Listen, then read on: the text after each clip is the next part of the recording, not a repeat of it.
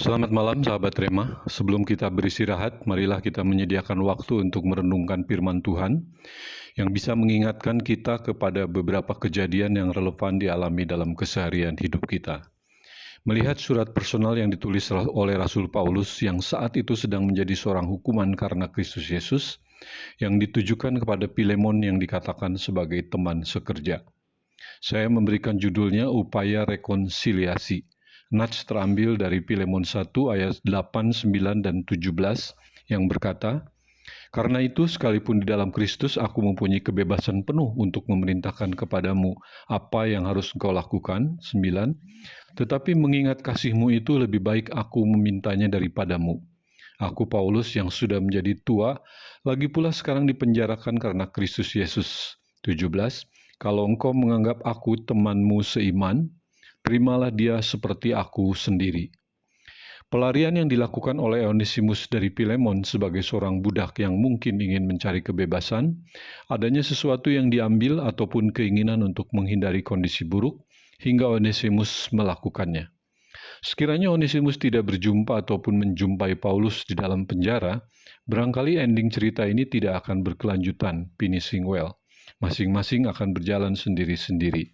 Tetapi Rasul Paulus berinisiatif menjadi mediator, mengajukan permintaan kepada Filemon atas Onesimus, agar Filemon menerimanya kembali dan menyuruh Onesimus untuk kembali kepadamu.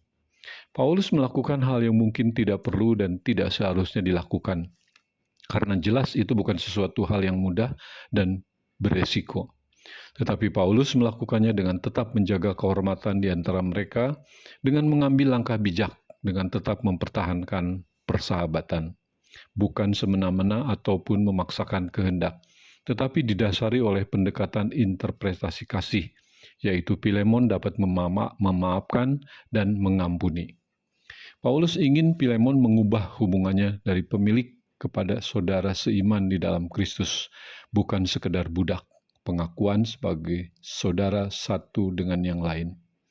Perjumpaan selama masa pelariannya serta pemuridan yang sudah dilakukan Paulus, Onesimus sudah mengalami pertobatan dan transformatif dalam identitas dan tujuan hidupnya.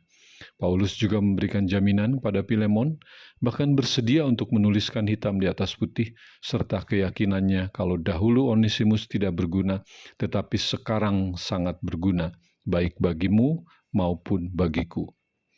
Itulah pembelajaran bagi kita atas upaya sebuah rekonsiliasi yang dilakukan oleh Rasul Paulus.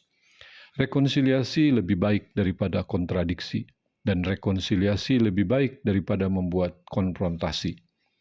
Dari surat Filemon yang kita baca, hal itu menyadarkan kita bahwa manusia memang tidak sempurna, mematahkan bahwa sebuah kesalahan atau kelakuan yang buruk tidak akan pernah bisa diperbaiki. Oleh karena itu, pakailah keberadaan serta kewenangan yang kita miliki dalam keterbatasan sekalipun untuk tetap melakukan kebaikan, membuat kedamaian bagi orang lain, dan percayalah, semuanya itu tidak akan pernah sia-sia. Setiap kita diingatkan untuk tidak sekedar simpati, merasa kasihan, tetapi juga empati, kemampuan untuk memahami, merasakan apa yang dirasakan orang lain, bahkan melampaui simpati dan empati dengan melibatkan compassion, kasih sayang, adanya tindakan nyata untuk mencari sebuah solusi. Amin. Mari kita berdoa. Terima kasih Tuhan untuk firman-Mu, pengajaran-Mu, serta penyertaan-Mu. Ajarkan kami untuk tetap semangat serta mampu melakukan hal yang baik dan benar. Berikanku hati seperti hati-Mu yang penuh belas kasihan. Terima kasih Tuhan. Biarlah sebentar dalam tidur, kami senantiasa ada dalam damai sejahtera-Mu. Terima kasih Tuhan. Dalam nama Tuhan Yesus kami sudah berdoa dan mengucapkan syukur. Amin. Selamat malam sahabat Rema, selamat beristirahat, Tuhan Yesus memberkati.